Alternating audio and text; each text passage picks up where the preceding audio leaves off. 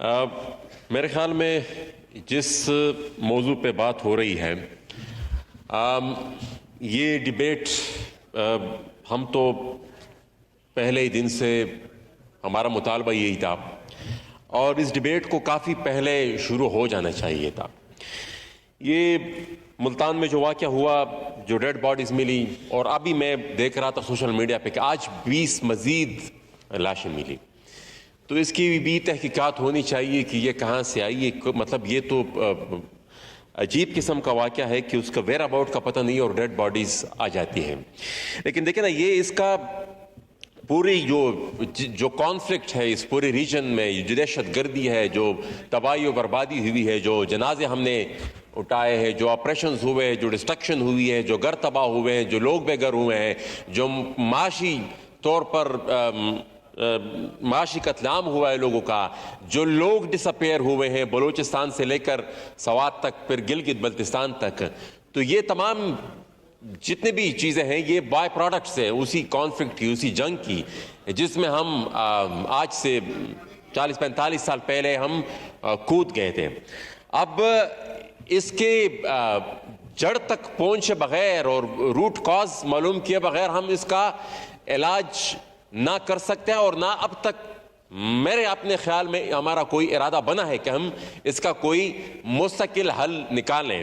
ہم ایک فیصلہ کرتے ہیں، اس کے بعد پھر اس کو چند سال بعد ریورس کرتے ہیں۔ اے پی ایس کا جب واقعہ ہوا تو ہم نے آل پارٹیز کانفرنس بلائی، تمام سیاسی جماعتوں نے مل کر ایک نیشنل ایکشن پلان دیا، اور اس میں کیٹیگوریکلی لکھا گیا تھا کہ آج کے بعد کسی ملیٹنٹ تنظیم کے ساتھ بات چیت نہیں ہوگی۔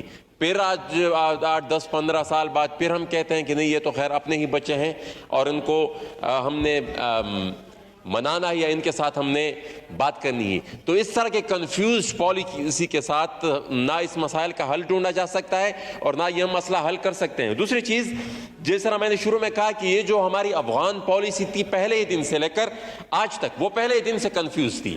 ہم اگر یہ کہیں کہ صرف ہم نے افغان وار میں اس وقت جب ضیاء الحق کے دور میں ہم نے اس کو سپورٹ کیا یا اس سے پہلے ہم نے اس کو سپورٹ کیا، وہ صرف اس وقت تک محدود نہیں تھا۔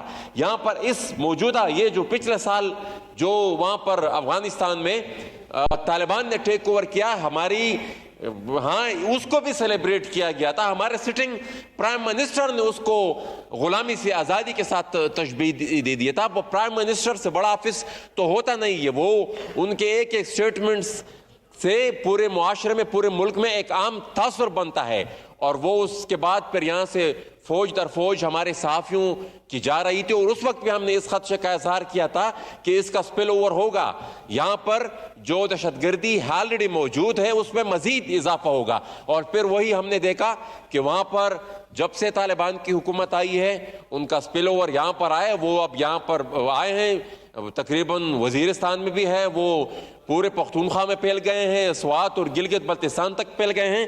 اتنے تک آپ خود اندازہ لگا لیں کہ ہمارے گلگت بلتستان کے ایک منسٹر کو، سٹنگ منسٹر کو انہوں نے ہاسٹیج بنایا ہوا تھا۔ وہ کچھ وقت کے لیے انہوں نے اپنے پاس رکھا تھا، اس کے بعد پھر مذاکرات ہوئے، پھر اس کے بعد اس کو چھوڑ دیا۔ سوات میں کیا ہوا، انہوں نے ایک میجر تھے یا کرنل تھے جو بھی تھا، اور ساتھ ہی ساتھ ایک ڈی ایس پی کو انہوں نے اٹھایا اور ان کو پھر مذاکرات کے ذریعے پھر انہوں نے چھوڑ دیا۔ اب یہ جو ہائی پروفائل واقعات ہوتے ہیں، اس طرح کے واقعات جو ہوتے ہیں، وہ ایک عام تاثر، ایک عام خوف کی فضا بنا دیتے ہیں معاشرے میں، اور عام بندہ، عام انسان جو اس معاشرے کا رہنے والا ہوتا ہے، وہ پھر یہی تاثر لے لیتا ہے کہ اچھا یہ جو اتنے طاقتور لوگ ہیں وہ اگر آپ کو پروٹیکٹ نہیں کر سکتے تو ہم کیسے اپنے آپ کو تحفظ دیں گے۔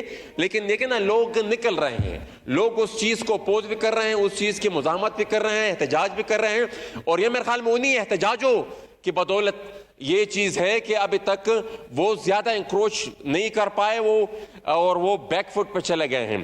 ساتھ ہی ساتھ اب ہمارا ایک قومی المیہ ہے، ان معاملات کو جو اٹھاتا ہے, ان کی طرف جو نشاندہی کرتا ہے, ان پالیسیز کے خامیوں کی طرف جو اشارے نشاندہی کرتا ہے, پھر اس کے ساتھ وہی ہوتا ہے جو علی وزیر کے ساتھ ہوا. وہ اس نے کچھ زیادہ نہیں کہا تھا. یہ دہشت گردی کی جو جنگ ہے اسی پر وہ معترض ہے, اس پالیسی پر وہ اعتراض کر رہا ہے, اور اس کے نتیجے میں پھر یہی ہوا جو اب تک ان کی ایک ضمانت ہوتی ہے, پھر دوسری ضمانت ہوتی ہے, اور پوری عدالت نظام کو, پوری قانون کو ان کے خلاف استعمال کیا جاتا ہے, اور ان کی ضمانت نہیں ہو پا رہی. دیکھیں اگر پالیسی میں ہی میں وائنڈ اپ کرتا ہوں, لیکن اگر پالیسی میں ہی کوئی مسئلہ ہے اور ان پہ اعتراض کرنے والا, اب آج ہر کوئی کہتا ہے کہ ولی خان نے 40 سال پہلے جو بات کی تھی وہ بالکل ٹھیک تھی, وہ بالکل, لیکن اس وقت اسی بات کے اوپر ان کو غدار ٹھہرایا جاتا تھا.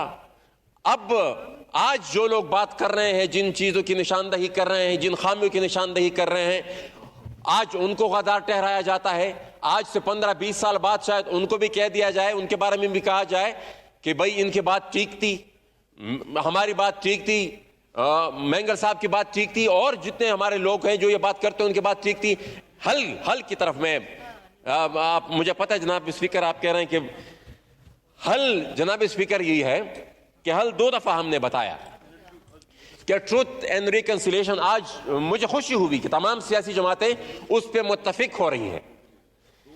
دیکھیں مجھے تاریخ یاد نہیں ہے, لیکن جب چارٹر آف ڈیموکریسی جس دن سائن ہوئی, شیر رحمان صاحبہ بتائیں گی, مجھے ایگزیکٹلی اس کی تاریخ یاد نہیں ہے.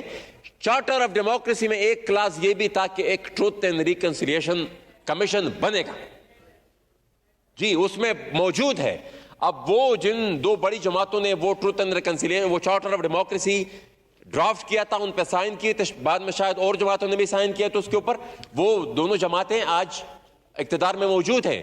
تو فرض بنتا ہے, اچھا اس کے ساتھ جب یہ موجودہ پی ڈی ایم بن رہی تھی جس آل پارٹیز کانفرنس میں, اس میں جو 27 نکات پر اتفاق ہوا تھا, سب نے دستخط کیے تھے, اس میں بھی ٹروتھ اینڈ ریکنسیلیشن کمیشن موجود تھا.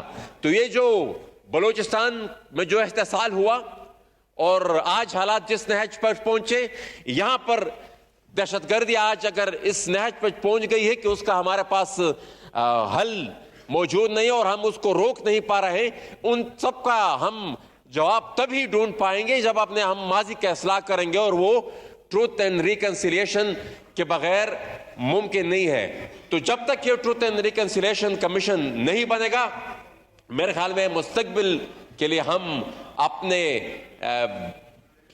درست سمت کا تعین نہیں کر سکتے. شکریہ جی, شکریہ جی. یہ لیوز سر, آج آپ نے جو قومی اسمبلی میں اسپیچ کی ہے, عوامی جذبات کی ترجمانی کی ہے, تو کون ذمہ دار ہے پاکستان کی ساری خرابیوں کا؟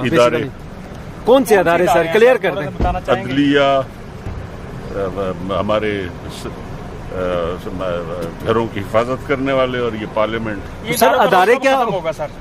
کیا سیاستدانوں کی وجہ سے یہ جرت پکڑے تو پھر ہی ختم ہوگا. کب کریں گے سر؟ آپ بھی تو اسی ایوان کا حصہ ہیں. بس ہم تو سودا خرید ہو جاتے ہیں نا. آپ بھی سر؟